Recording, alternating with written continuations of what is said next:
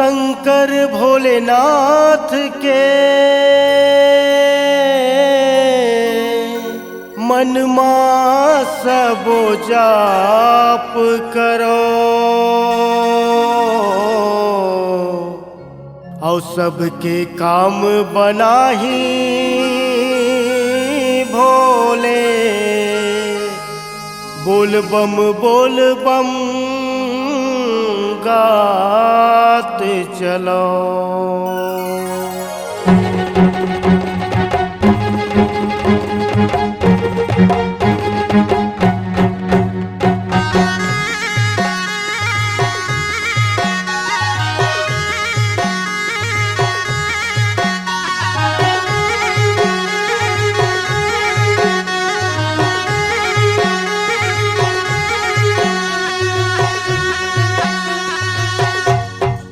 हे बोल बम बोला संगी मोर भोला के भगत बोल बम बोला जी। ये बोल बम बोला भाई मोर भोला के भगत बोल बम बोला जी।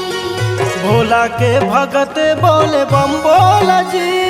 बाबा के भगत बोल बम बोला जी। भोला के भगत बोल बम बोला जी। बाबा के भगत बोल बम बोला जी। ये बोल बम बोला भाई मोर भोला के भगत बोल बम बोला जी। हे बोल बम बोला संगी मोर भोला के भगत बोल बम बोला जी।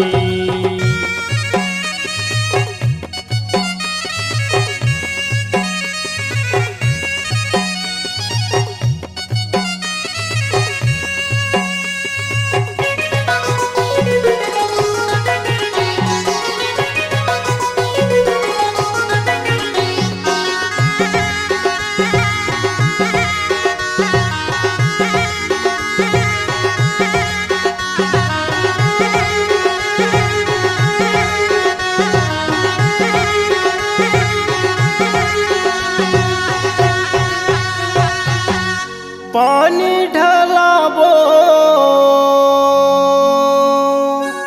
हे कांवर भर के काजी। हे कांवर भर के ना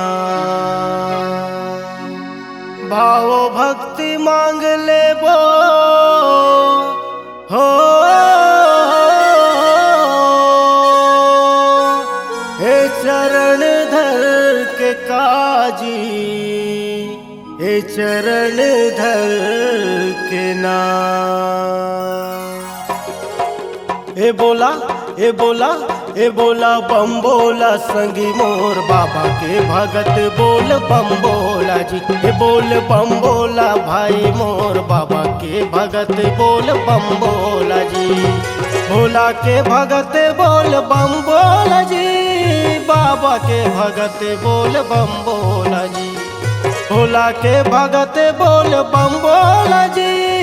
बाबा के भगत बोल बम बोला जी। ये बोल बम बोला भाई मोर भोला के भगत बोल बम बोला जी। हे बोल बम बोला संगी मोर बाबा के भगत बोल बम बोला जी।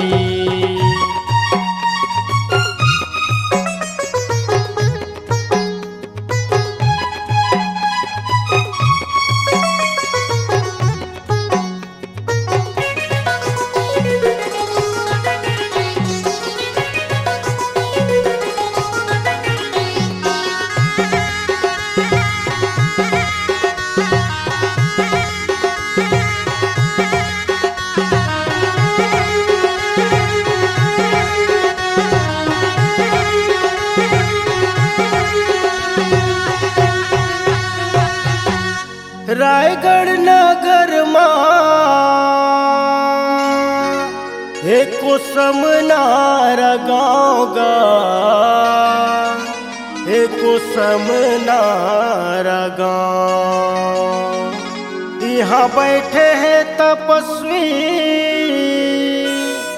हे जपत शिव के नाव गा। हे जपत शिव के नाम।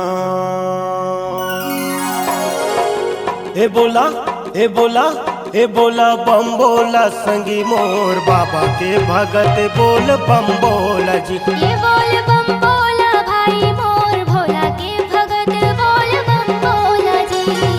बाबा के भगत बोल बम बोला जी, भोला के भगत बोल बम बोला जी।